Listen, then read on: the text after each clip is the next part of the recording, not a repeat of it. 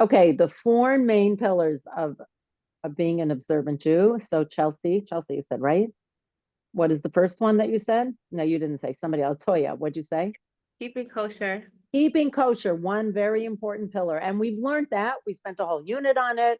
Keeping kosher inside your home, outside the home, obviously much easier for somebody who is vegetarian or vegan, but it's important to understand what makes kosher, what constitutes kosher.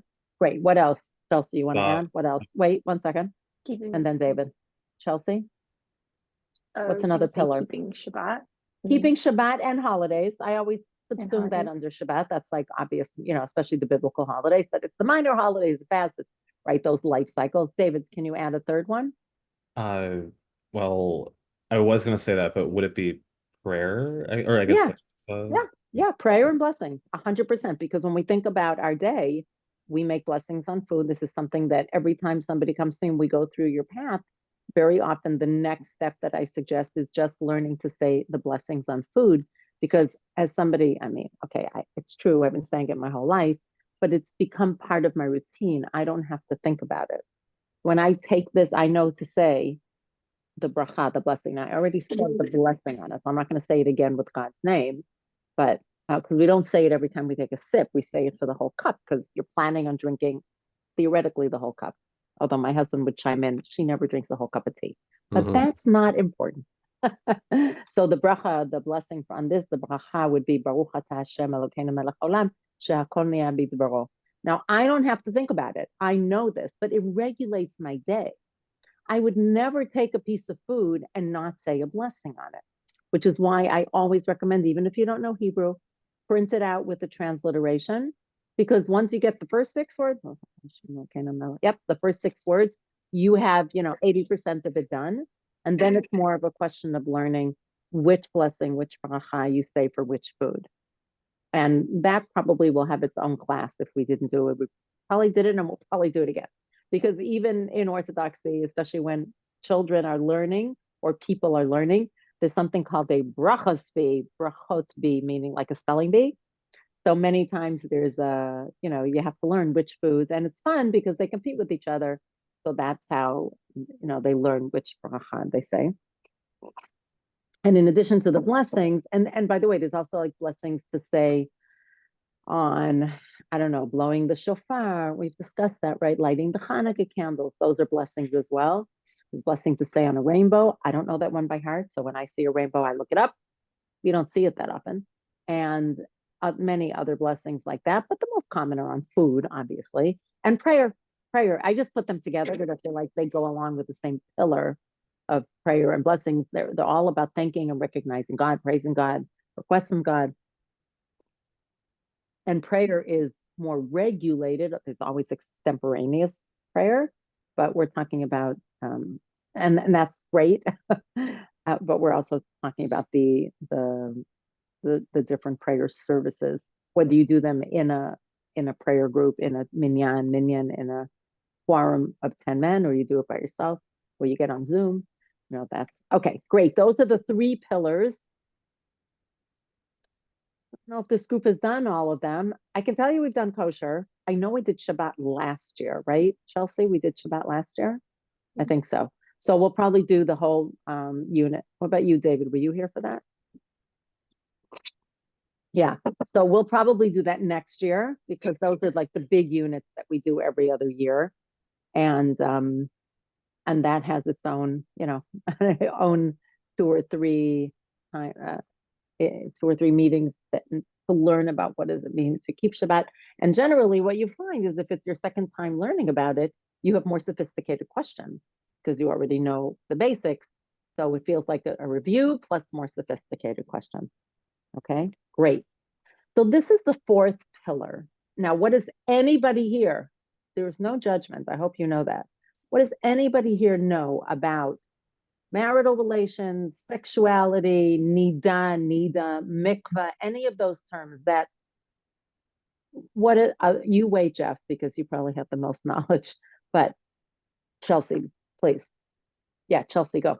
Married couple any couple, between them, you know, when a Well, woman let's has start her with period. married because it's supposed to be with married, and whether people Yeah, do it before marriage, let's put that aside.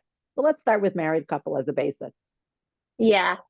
So any couple, if one of the partners is menstruating, if she's has actual blood, that's like a red day, and that's Niddah, and you're Great. supposed to not have any sexual intercourse or like even anything that can lead to sexual intercourse, Nice, like nice. sensual touching or like talking that might like Right. lead to that sort Or of we talked nature. about sexting, I think. Like one couple said they Yeah. don't do sexting to each other, right? Good. For how many days? I don't know if you remember. Well, until for all of the red days, and then I think 5 white days afterward. So Is that opposite, right? but there's generally it's Oh, 5 days of a period. No, that's close. 5 days of a period, that would be an average period. If somebody's having trouble, sometimes women could have trouble getting pregnant because they ovulate like mhm. one day early from when they, you know, from when they can have sexual relations again. So, but in general, let's just say the normative halacha. Remember, halacha, Jewish law, is also meant to live with. So when there are exceptions to the rule, which always exceptions to every rule, then that's the time to speak to either, you know, the person who taught you the laws or a rabbi. Female rabbi is probably a little bit easier, but you know, that's fine. Or a lot easier even. Okay, good. So there's 5 days and then there's 7 days. There's a week actually of like the white days or the clean days when the woman is not menstruating. Great, great. And then what happens at the end? Do you remember, Chelsea? A mikvah, like a Mikvah, ritual right? cleansing. Mikvah Yeah. or mikvah, right? Mikvah. That's and who here knows what a mikvah is? Who, David, go. And then Tifara Ruth. It's just like a place where you can go. It's like a there has to be like certain dimensions and all that stuff, like water that you dip yourself in to like cleanse yourself. Immerse. Immerse. Immerse, right. Immerse yourself in. So there's Tifara Ruth. Do you want to add anything to that? Sorry, Martin, it's kind of loud. Thank you. Tifara Ruth, you're unmuting. There you go. I was always told, I don't know if this is true, but I always thought that it's natural water, like rainwater, if it's at a synagogue, like it's water that's collected or like natural body of Exactly. water. No, actually, that's 100% true. So that's expanding on what David said. It's collected. It starts with, I think, rainwater, but then I don't actually know the complicated laws of creating a mikvah. That has not been something I've had to deal with. So I know about it, but I wouldn't know how to build a mikvah. I'd have to learn it. But there's a rule also that once these clean waters, these natural rainwaters, a mikvah, actually what it means, kavua mayim means the waters gathered together. That is what it means, the word mikvah. So it's water that's gathered together. And generally it's in a shul, near a shul. It doesn't have to be in a shul. Why wouldn't you want it in a shul, by the way? Why wouldn't you want it in Why it? wouldn't you want it in a shul? Why might you not want it in a shul? There are a lot of people. It's pretty public. Yeah, yeah. There's a lot of people. I want you to know that in Ra'anana, which is where I live in Israel, the mikvah was right next door to a very big shul called L'chon Ra'anana. And you know, during the week, if you go to the mikvah, the woman who's going to the mikvah, so you do it after nightfall, and you know, you drive up with the car. Nobody really sees you. But for some reason, a lot of times it worked out for me Friday night. So Friday night, you actually end up walking when it's still light outside. And I'm like right next to the show, you know? I mean, I felt like, hello, here's a sign. Okay, hold it up. Headlights. She's going to the mikvah, which is okay, but it certainly feels private. Everybody knows what you're going to do that night and what you haven't done. So that doesn't feel good. And I remember telling them and saying, this is just not appropriate. So what they did do, which was a teeny bit helpful, was they made a natural hedge of high bushes. So at least while you were waiting outside. And in fact, sometimes my husband would drive me before, so I wouldn't have to walk. It was about a 20-minute walk. So I wouldn't have to walk one direction because by the time I went into the mikvah Friday night, of course, it was Shabbat, so I'd have to walk home. The whole thing was just kind of uncomfortable. So it's also next to the shul here, next to HIR, next door, but it's a lot more private feeling because if you come especially if you come from the other direction, you're not passing by the shul. But on one hand, it feels like the right place. On the other hand, it's not great. It really, but you still want it to be safe for women. It can't be too dark. So it's a little complicated. Just telling you a little bit of, the story around mikvah. Yes, Sifara Ruth. I was always curious why we go to the mikvah in the evening. Is it for the privacy factor? That's a great question. I just hold on one second. One of the things that we learned in Maharan and my yeshiva was that it wasn't really considered taboo to talk about going to mikvah at some point. Culture has changed. And it wasn't considered like a mother would tell her child. I mean, I never knew when my mother went. I never told my children when I went. That didn't feel appropriate. But at one point in time, having sexual relations or even talking about it just didn't feel as taboo. So yes, Sifara Ruth, I believe that is true, that is because of it probably was begun at least because of the modesty surrounding it, that you want to keep people's marital relation life more private. And coming at night, again, still the problem of being safe as opposed to being in the dark. 1 second, Jeff. But there are, and one of the things I want to ask, but I'll wait till Jeff asks the question, is what other uses are there for mikvah? And when is the mikvah used not at night? Yes, Jeff, what do you want to ask? Going at night, that pertains to women only or to men also? Exactly. That pertains to women. I mean, some men, men and women are never going to use the mikvah at the same time. That just does not happen. Usually there's a men's mikvah or a women's mikvah. And I want to tell you, women do scrupulous cleaning before they go into the mikvah. It's actually part of the laws, which today seems obvious to us. But at one point, I think hygiene just wasn't as obvious. But women, at least once a month, were and are very, very clean, because you must really wash yourself well, whether in a bath or in a shower, and just wash every part of your body. Make sure you don't have scabs. Make sure there's no tangles to your hair. Just separating for the. Oh, I think we lost Gabrielle actually. Not like we have questions about people who have dreadlocks and don't want to take them out. So there's answers to that as well. What to do, because we don't ask people to take out. Obviously, that wasn't an issue not obviously, but it wasn't an issue perhaps for many years, but it certainly is today. So yes, so the mikvah can be used in other what I started to say is that I don't think women would want men to use their mikvah. That just doesn't feel very good, because men are not as scrupulous about cleaning themselves. They just have no laws surrounding it. And the reason they go to the mikvah is more of their own personal feeling of purification and renewal. For example, Rosh Hashanah Yom Kippur, the day before Erev Rosh Hashanah, Erev Yom Kippur, many, many men, that's just their custom to go into mikvah. But I don't know that they take a shower before. I mean, I'm not saying they're dirty necessarily, but they certainly aren't clean like the women are squeaky clean when they come in. So. And there are no rules that they must do all of those things before going to the mikvah, because there's no rule for them to even go into the mikvah. That's a custom. Right, exactly. My so in general, said that the male mikvahs are not very nice. He was shocked to know how nice the women mikvahs are, because he was like, ew. That whole thing is kind of creepy for me. Okay. I don't want to think about that. I've only gone the to Riverdale mikvahs for men there's a shower right next to it. So the men are encouraged to shower with soap and shampoo well before they go into the mikvah.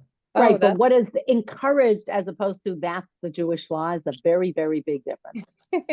Yeah, I don't go in there to find out. Men and women never have the same mikvah hours. Men certainly don't have to go at night. In fact, it would almost never happen for men to go at night. I don't know why it would happen.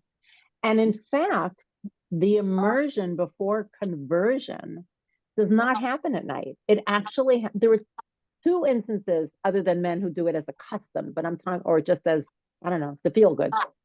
But there were 2 instances halachically where, sorry, my husband has COVID and he's sneezing away all day basically and coughing. I lovingly gave it to him without meaning to, before I even knew I had it. So the 2 times that somebody goes to the mikvah during the day, does anybody know what they are? Yeah. I would think conversion, you can go during the day. Conversion, only during the day. It is only done during the day. That's actually the halacha. Is It it is done done before a during- wedding? And before a wedding, yes. So before a wedding, there's no issue of privacy, really. I mean, everybody knows that, at least in observant Judaism, like everybody knows what's going to happen after what hopefully will happen at wedding night and beyond. So it's not about, the monthly cycle of that couple. It's just the bride. And it's kind of not a rite of passage, but it feels like that a little bit, even though that's not what it is. But it's part of what a woman will do as she prepares to go to her wedding day. On a related note, like if a woman was on her, like it was the red days, how would that impact that? What are we talking about? Like if someone, like a woman was to, have her wedding, but it was, she. Oh, she was bleeding, she was Yes, menstruating. yes. Yeah, so that's called a kala niddah. Kala means a bride, and niddah is in niddah, as we said. And it has, we try to avoid it. We try to time it / regulate it as much as possible. Today there are pills that people can take or other things. Now, you still might not know because the emotions and that come up before a wedding can often change the hormonal level. So I don't know why it doesn't happen often. I can't really explain to you why. Because when people set their wedding date, it's usually when it's available or a certain week. And it's only somebody who's very, very regular or who's already maybe taking birth control for whatever reason, or who started birth control 6 months before, so that they be regulated. So I'm not sure how, but I would say it's unusual. It's not that it doesn't happen. It can happen like anything else, but it just doesn't work out very often that a woman is niddah. But if she is, they're actually not allowed. Again, I'm talking about more ultra orthodox, but the husband and wife, the chatan and kala, the bride and groom, are not allowed to be alone together until she goes to the mikveh, because it is too, assuming that they weren't alone together before either, which is one of the laws surrounding orthodoxy. And that is all so that they won't get to a place where they will have sexual relations. So it's a little complicated. We try to figure it out. But it's a good question, Gabby. Good question. Okay, so one of them is immersion for conversion, and that would be true for a man or woman. And the man in that case would definitely take a shower before, because people are meeting him there, and he'll have to do that. So he'll go in clean. And the other one is a bride. Generally, a bride goes during the day. Sometimes it can happen that she goes at night, but generally a bride goes during the day. If she's just not available during the day, during the 2 days before the wedding or whatever it is, then she'll go at night if she doesn't have a choice. Like if it's a Saturday night before the wedding, what choice do you have if the wedding is Sunday? And you couldn't go, let's say, Friday night or before Friday. So you still can go Saturday night, but you can also go during the day. What else is a mikveh used for? Anybody know? Anybody? Pots and David? Pots dishware. and pans, yeah. So that's usually called a kalim mikveh. Kalim, kli is a vessel. Kalim are vessels. And that has to do with whenever vessels that are made of either glass or metal, or any combination, could be wood and metal, or it doesn't matter. But if it's anything that has to do with food prep and it has glass or metal in it, it has to be, and it was bought for somebody from the manufacturer or whoever it was that wasn't Jewish, like in Israel, if it's bought from a Jewish manufacturer, you don't have to do it.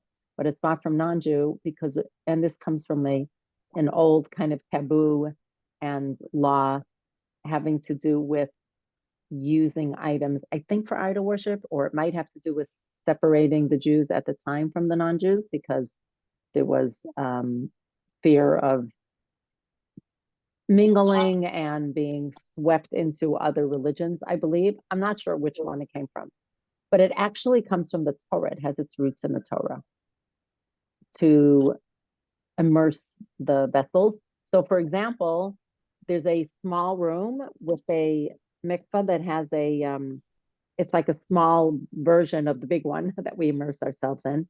And they actually have baskets nowadays that you don't lose your glasses and your silverware at the bottom of the mikveh. And you'll never get it out, basically. And then you have to dunk it in, and there's a special blessing to say. So, love you. So you will have to do that once you convert, because then your own pots and pans and glasses that are metal or glass were owned by a non-Jew just one day ago. So, like Scott and Felicia, who haven't been on for a while, they're coming for her conversion in a month. And her community, they're part of an Orthodox community already. He's on the board in Austin, Texas. And the rabbi told me that the community said that what they're going to do kind of as a gift for them is they're going to take, they just had a baby also. They're going to take all the stuff that has to be tovel, which is from the word to immerse in Hebrew, and do it for them as something of a wedding gift, a little small wedding gift, just because it's a pain in the neck to pack things up and go to the mikvah and then immerse them and then come back. So, so that's about the mikvah part. So the idea being, yeah, go on, Tikara Ruth.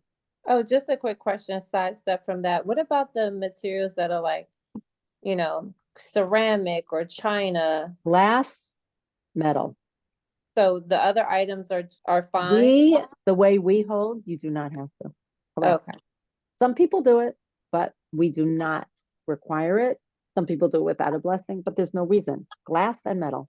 That's Okay. it. Very simple. Got it. Yay, we got Gabby. Okay. Any questions so far? Hey, Gabby, you'll have to catch up on everything we said about mikvah till now. Any questions? Yes, Jeff. You're muted. You're muted.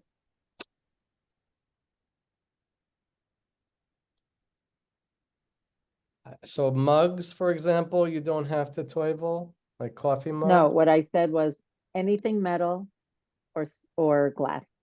The mug, it depends on what it's made of. I have a metal mug. True. If somebody gave me as a gift. And they're a glass mug. This If I'm it's not sure ceramic, you it's- don't have to. Correct. Okay, But anything made of metal or glass, or partly metal or glass. okay, thank you. Like a spatula could be, for example, partly metal and partly hard plastic. All right. Now, I just want to make sure you understand, people very, very commonly get confused between koshering an item, making sure it's kosher, and immersing it. Like, really get confused between the two. They are not the same thing at all. They're two completely separated actions, and they do two completely separated things. Once you dunk a pot, immerse it, and it's in the mikvah, the vessel mikvah, the keli mikvah, and you start using it, then even if you by mistake drop milk into chicken or whatever it is, and then you have to kosher it, you never have to immerse it again. The immersing it in the mikvah is a completely separate detail from koshering something, making it kosher if it wasn't kosher. I don't know if I mentioned this, but my first husband, he loved, like, what do you call those stores? Like vintage stores. By the way, my husband now likes them also. And he loves roaming, and they have a lot of them in New York. Maybe they have a lot of them all over. And you really need a lot of patience to go through it. And he found these really exquisite glasses that had crystal, and just gorgeous, each one with a different color, just beautiful, of crystal embedded in it. Really beautiful. I think they were from Prague.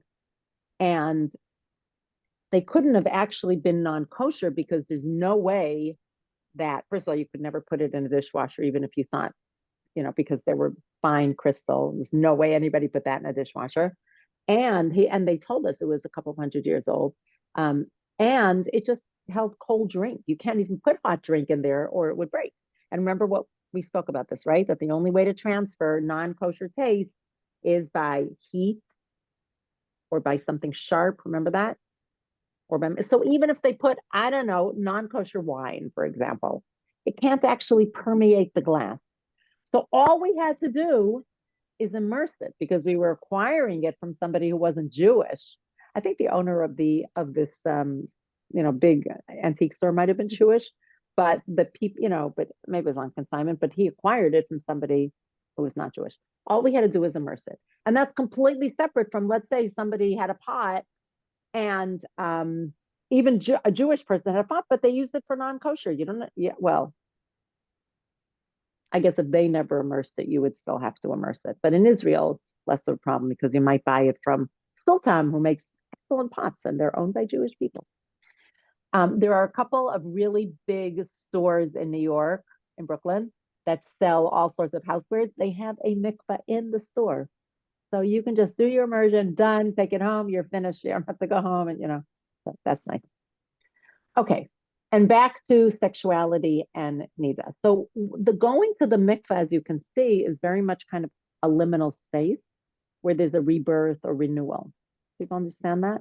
Like a purification, it's not clean from the sense of you're not washing dirt off. In fact, even the vessel, you have to clean it from any stickers or anything that's on it, or you'd have to redo it.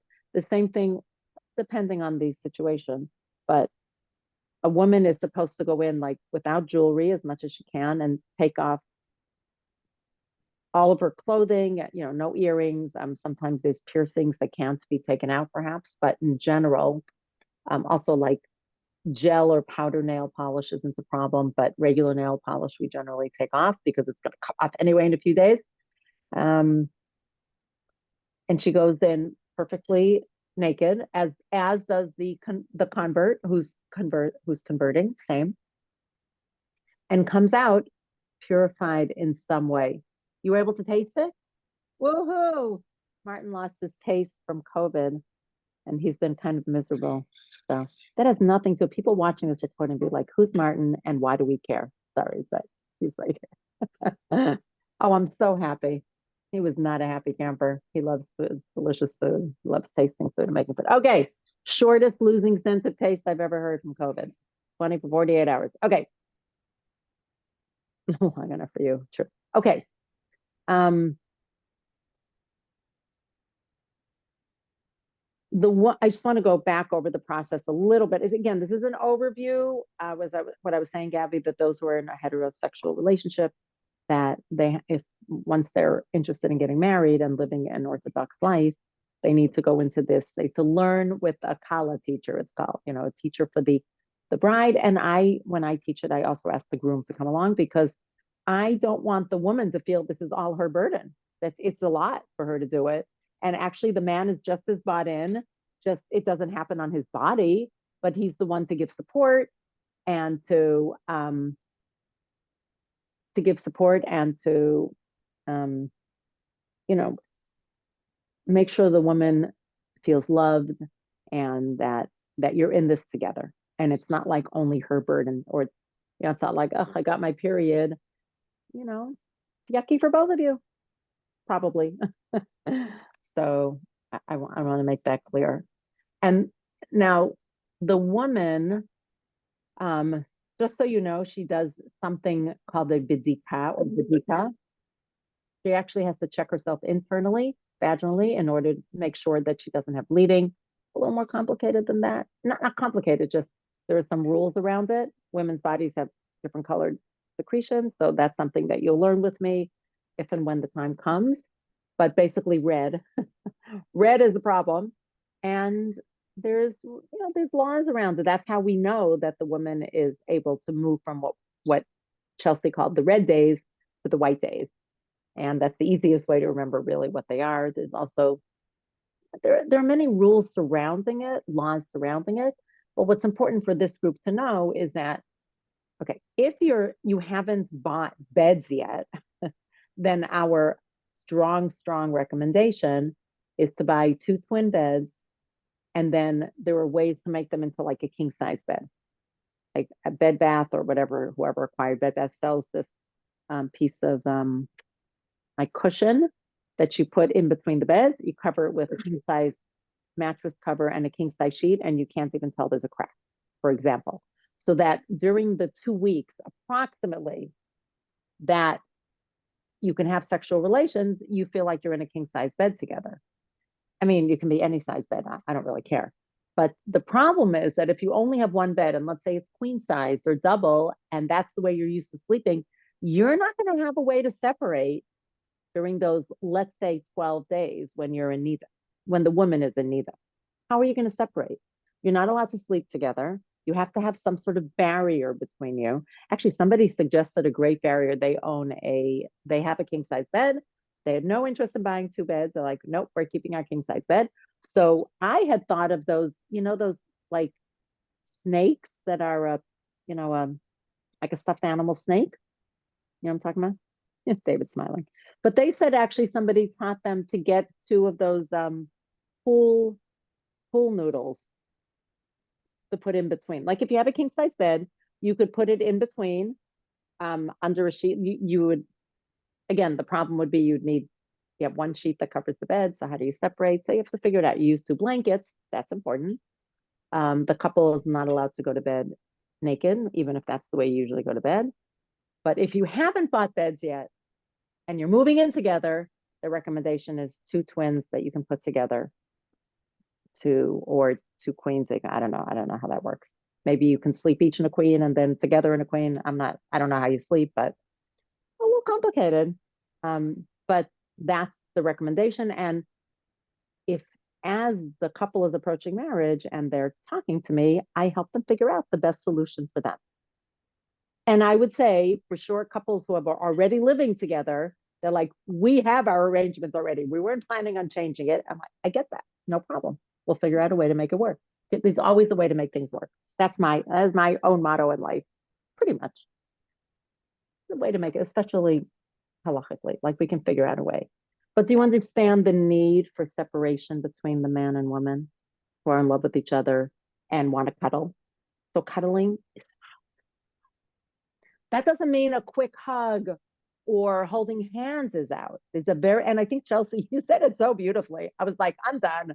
She explained it. I don't even need to explain this. You said it really clearly. It's about sexual. And I think all of us who are in relationships, even those who are not, know the difference between sexual touch and, warm. How's that? Would that be a good way to say it? Warm. I mean, it can happen. Somebody needs a hug. I'm not saying it can't happen. Although there are many observant couples who would never hug during the time of Niddah. But because hugging can lead, and some of it depends on how old you are and how strong the sexual drive. I'm not saying it for every couple, it's a little different. But the most important thing, because what is not allowed biblically, and this would be the biggest, sin, you could say, or the word transgression, that's a better word, is having vaginal or anal sex. That really is what we're trying to, put boundaries and fences around not to get there. Now, sometimes people will try to say, oh, it's so beautiful. We have time we're apart. We have time we're together. And that could work for some couples. I don't think that works for everyone. And I don't want to say, oh, look, it's really a beautiful way. I'm not here to tell you that it's beautiful or not. If you find ways to make it work that way, great. But it can also be very difficult. And I just want to make that clear, especially if a woman has a long period and a short cycle, that can be very, very challenging. So somebody who has, is on birth control and never gets her period or doesn't get it for 3 months at a time, not so challenging. But it didn't even used to be an option, or an IUD. There are IUDs that can do that. I don't know if everybody knows what an IUD is, but it's a form of birth control. Or so sometimes there are women who tell me they just never get their period, or they get 1 or 2 days every few months. So okay, so they separate for 12 days, every 3 or 6 months. Not such a big deal. Somebody who has, a 28-day cycle or 27-day cycle, and then their periods are more like 7 days, it can be really challenging. Okay. So I'm telling you already now, I'm here, or somebody else, to listen and to try to figure out a way to make that easier. When everything goes according to plan, it's easy. It's when things don't go. And when somebody can't get pregnant, that is equally as important, or if not more. I mean, I can't tell you which is more important. But if somebody can't get pregnant, there are rabbis in our genre who are literally dedicating their research to make sure that there's a way for couples to get pregnant, even if the woman's ovulation, remember I said the 12 days, what if she ovulates on day, I don't know, it can happen, day 10. So how do you shave on, how do you figure out how to do it? So come back to me. There's pretty much always, I can't say always, but pretty much always there's a way around it. And I personally, even in the short time that I've been a rabbi compared to, people with 40 years, I personally have helped many couples get pregnant. I can't even tell you, like, people come to me, they ask me questions, well, you can do this, you can do this. And then the next thing I know, 3 months later, they say, oh, so do I have to fast because I'm pregnant? And I'm like, yay, it works. You know, they don't call me to tell me that they did a see, because I know I was able to help them. Or when I know I've eased their situation by offering them, you know, ways that work better given, or somebody might say, this is too hard for me. What can I do differently? But we figure out ways, okay? I just want to make that clear. I'm talking to a lot of couples here. I know it's not everybody's a couple here. Okay. A lot of I have a talking. question. Please. Oh, thank you. Going back to mikvahs, are non-Jews allowed to go to a mikvah before conversion? I don't see why not.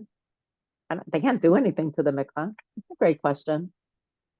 I would say it's very unusual because why would a non-Jewish person ask to use a Jewish ritual, you know, kind of object or ritual? It would be unusual. I don't think there's any actual problem. Interesting question though. Yeah, Gabby. In places like your synagogue where there are, you know, quite a few people, how does the mikveh schedule work? Like with ours, you basically have to request if you want to use it. Like, is it usually always open most certain mikvahs times, because or? there's because there's a mikvah Okay. lady there. So she comes during certain hours and there's only a certain number of rooms. Oh, that's true in almost every Okay. mikvah. Yeah. I mean, usually there are mikvahs in places where women use them. I mean, there could be places where only, you know, a handful of women. It's a lot of money to put up a mikvah. So, Yeah. but you do understand that in an observant neighborhood or city, like without a mikvah, that you can't have an Orthodox lifestyle. I mean, it's really challenging in places like Russia. Now, the other thing that can be used as a mikvah are natural bodies of water, but not that many people want to go into a rushing river or ocean, although you can, or lake. I mean, it depends on the time of year and how clean it is, and you're going at night when there may not be light. Not an easy thing to do. But, you know, if somebody got stuck or they're camping or there's something, I don't know. So you speak to a rabbi and you figure out a way around it.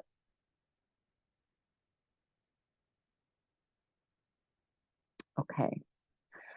I want to make sure that people understand that the Torah and Jewish way of life, we 100% are cognizant that there's sexuality, very recognizing it, and also trying very hard to protect the sanctity of what it means to have a sexual life, which is why there are very strict guidelines and halachot surrounding. I'm not even talking about the during Niddah and not, but in general, Orthodox Jews, not everybody, it can be very difficult, don't tend to sometimes touch very often and don't tend to have sexual relations before they get married. I can't vouch for everyone. I know many people do. But I think that the highest form of life is partnership. And I would say that that is for any sex couple.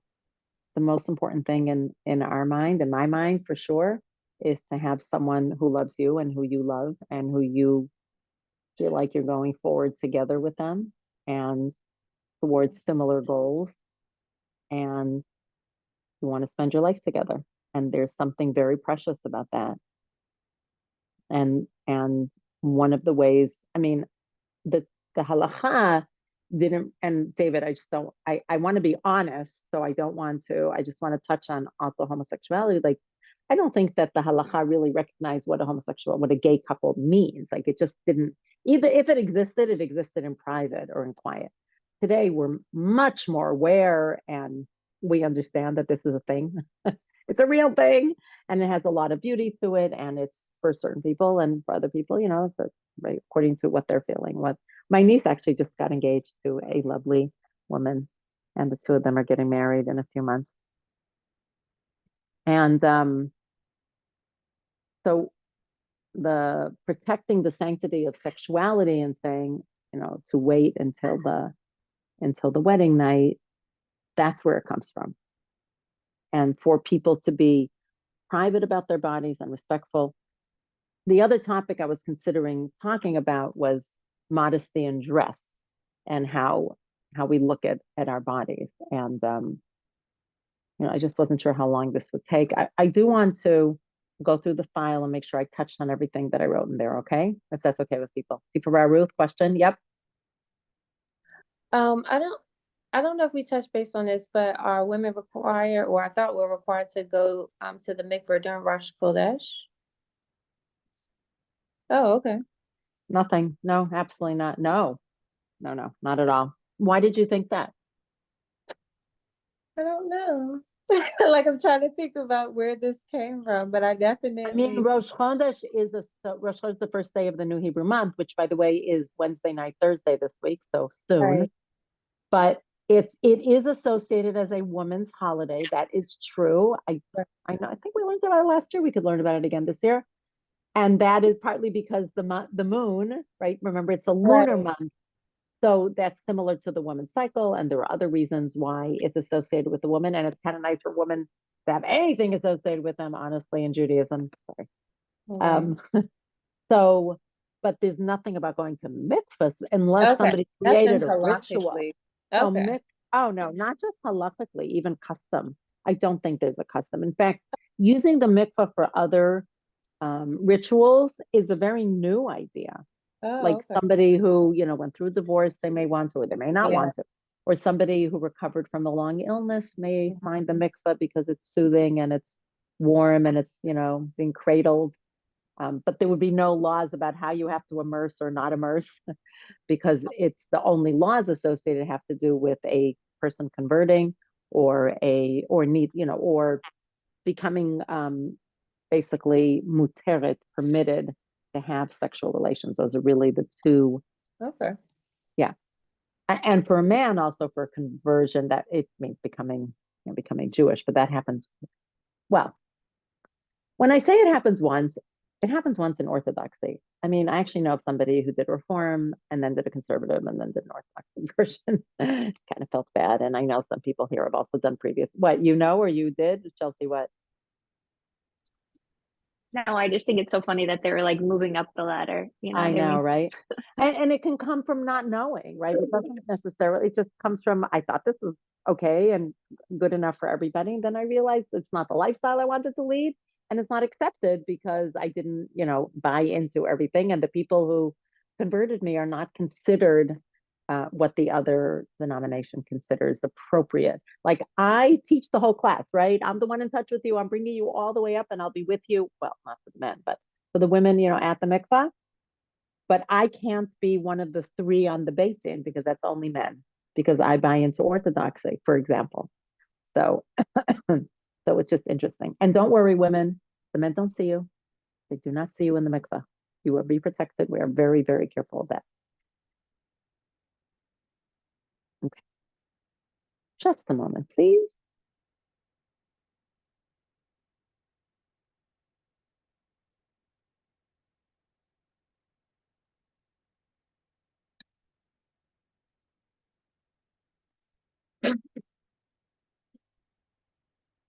All right, let's just go through it. Make sure we've spent time on it. Judaism thinks that sex is not shameful or dirty, but loving and has to do with procreation, or can. And there is one of the first mitzvot, if not the first one of them, maybe it was the first one, is pru or vu, which, oh, Martin says it is the first one, which means be fruitful and multiply. Okay? I just want to say that this was put together by me and Rabbanit Gloria. I can't remember her last name right this second. Gloria, blanking on it. But she learned with me in Maharat, and she and I used to teach this class together. So I give her thanks about that as well. Two streams of thought. There's more open and modern orthodoxy. So we talk about positive body relationships and intimacy, as in the Garden of Eden.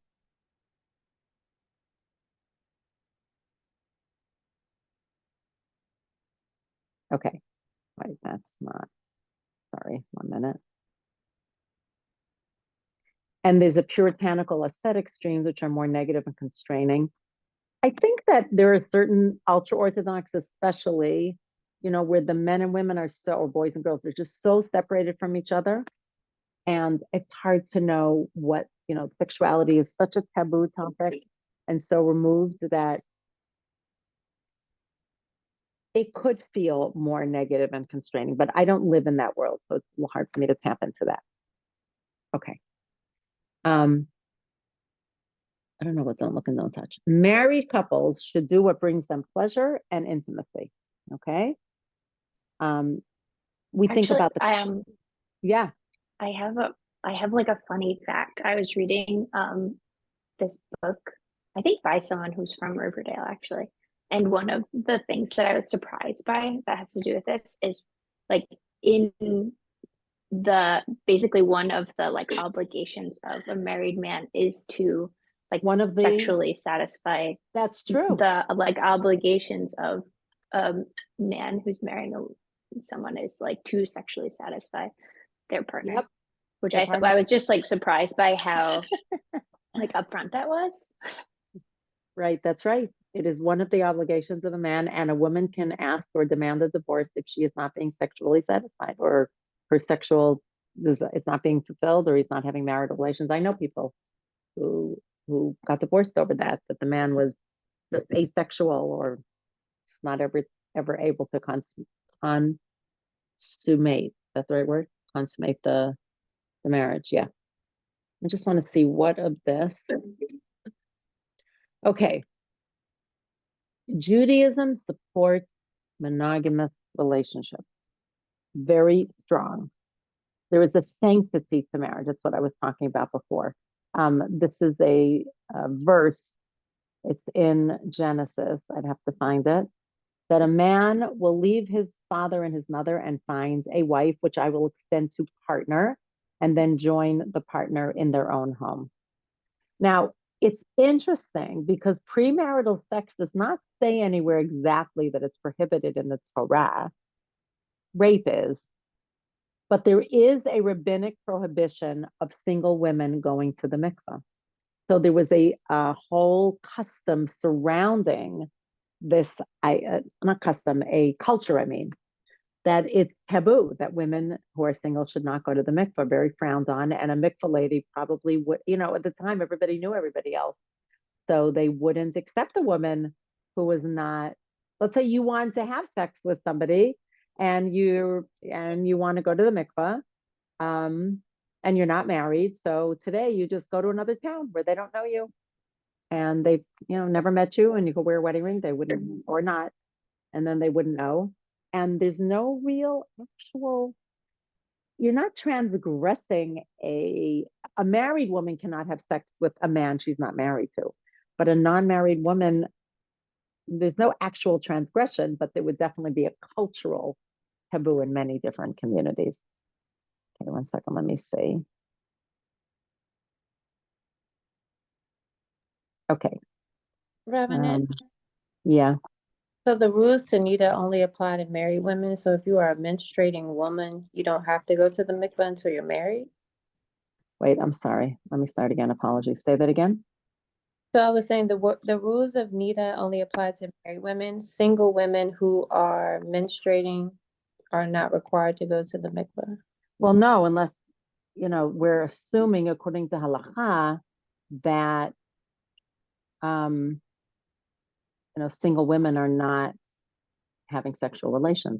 Okay. Right. That's the, I would say, the underlying assumption of the halakha. That is correct. It would be very, very unusual for, again, that was what I was just saying. If you're not married, and I mean, what would be a reason that a girl or woman would go to the mikveh?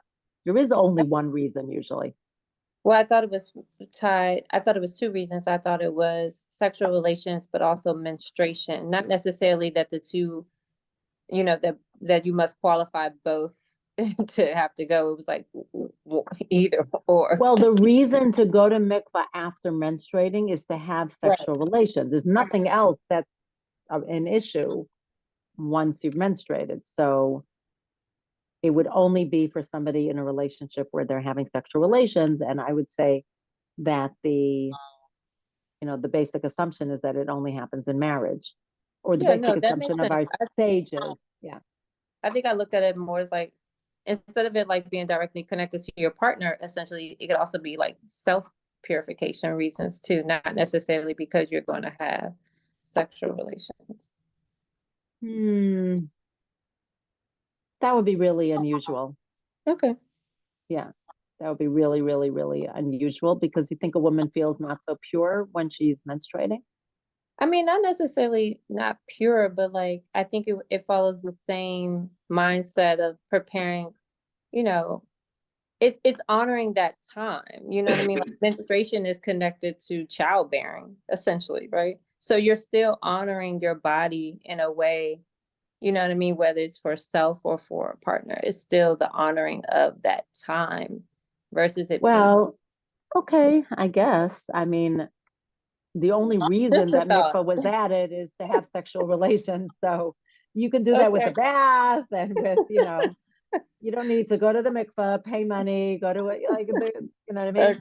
Yeah, You could yeah. find another ritual, another way to honor that. Yeah. Okay. Okay. So yeah, no, it's not. Okay.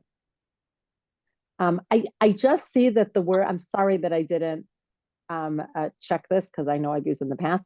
I see there's a lot of Hebrew and Hebrew terms there.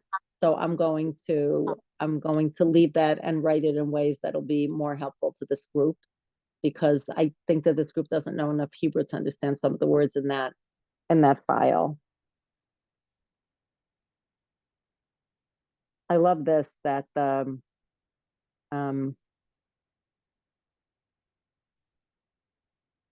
that the we have stories of our patriarchs who said that they loved their wives. And we even have a verse that says that, I think it was Yitzhak, it might have been Abraham, but who was laughing with his wife, meaning having sexual relations. And that's in the Torah, it's mentioned as something that's, part of our life. For example, when Sarah, she gave birth at age 90, and she couldn't have children her whole life. And it said that she was old and she did not have her period anymore. It says that really clearly in the Torah. Torah doesn't shy away from that. So that's what I want to say, that, I mean, it's not everywhere in the Torah, but it is certainly addressed in the Torah.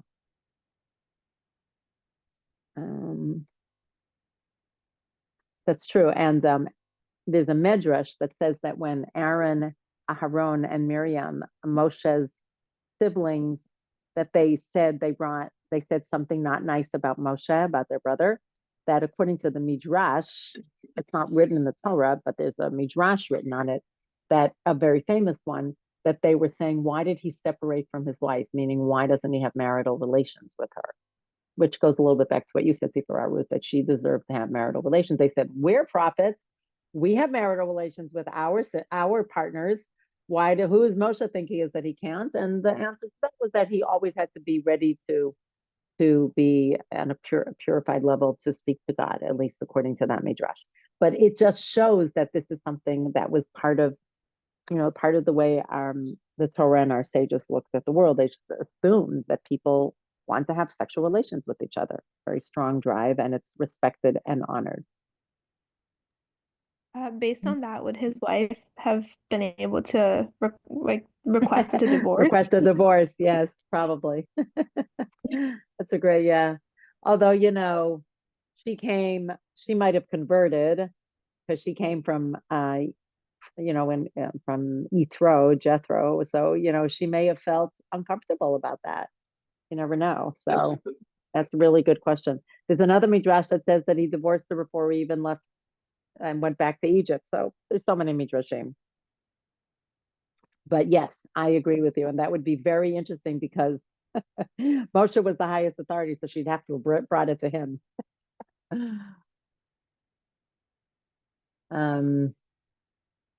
think that's mostly what I wanted to say about sexuality and Niddah. Niddah in this case really means separate or separate. That's really what the term is referring to. Yeah, that's mostly what I wanted to share. I think it's an important, really important fourth pillar that you need to know. For folks here who are converting and then very often getting married that day or very, very soon, that's usually when a day for a wedding is that we usually time the conversion to be either that morning, the day before, very, very close, because otherwise, theoretically, you have to separate and not live together, which nobody usually wants. So for a while. So the conversion immersion would suffice to be the one that you would immerse in as well for your wedding. Questions? No questions? Okay. All right. Then I will leave you with this. Next Monday, we will start the life cycle unit. We'll start with the ones from birth and work our way through the whole life cycle. Things like, what happens with the baby, boy, girl, and then through bar, bat mitzvah, b'nai mitzvah, I think of any other rituals, and then through wedding, engagement and wedding, divorce, death and shiva, burial. It's really a lot of it is about getting you familiar with terms that we use and what you might expect at any of these ceremonies. That's the most important thing, I think, so you'll feel comfortable in those settings. Okay. Now the 22nd, I'm away on a fellowship for 3 days. So the 22nd, we won't have a class, which is in 2 weeks. So we'll start the life cycle, we'll have a break, and then we'll continue. There's no connection between one and the other. So I don't think it's a problem to take a break. Yes, Jeff.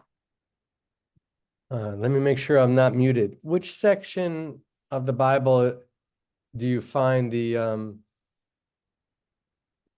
guidelines for I guess women going to the mikveh?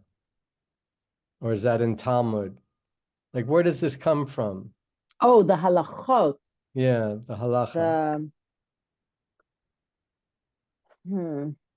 I will have to look. I have the sources. I mean, there are a lot of sources for it. There are sources that refer to the woman as being Niddah and that they separate, but then it gets translated into actual halacha. Okay. And again, as you get closer to your own date when you need to know, then, I usually try to spend some time on the text. So you see that it starts with the Bible, and continues. You try to connect it all the way back as much as you can. I just can't put it. I mean, it's part of, I think, Leviticus, where it's part of the all about purifying and going to the mikveh. There's a lot of, it used to be that men also went to the mikveh because they went to the mikveh for nocturnal emissions, for all sorts of weird seminal emissions. There's all sorts of other things. We don't, emissions, not omissions, but we don't do that anymore. So the only time it's done is if a man immerses to convert, but also to go up to the Temple Mount. The ones that go up to the Temple Mount. So a man or a woman has to immerse in a mikveh. You have to be pure because that's the level. That is what the mikveh was often used to, because there was a very complicated array of laws surrounding purity and holiness that had nothing to do with the woman immersing or menstruating. It had to do with eating certain foods that had holiness associated, and the Kohanim, the priests, but that's just not relevant to us. So it's just no reason particularly for me to teach it. But if somebody wants to go up to the Temple Mount and you are already Jewish, then you have to immerse, and there's a few laws associated with that. Okay, word to the wise. Okay, that's it. All right, my friends, good to see you. I hope to see you again next week. Be well, take good care. Bye. Feel better. Good night. Thanks. Bye.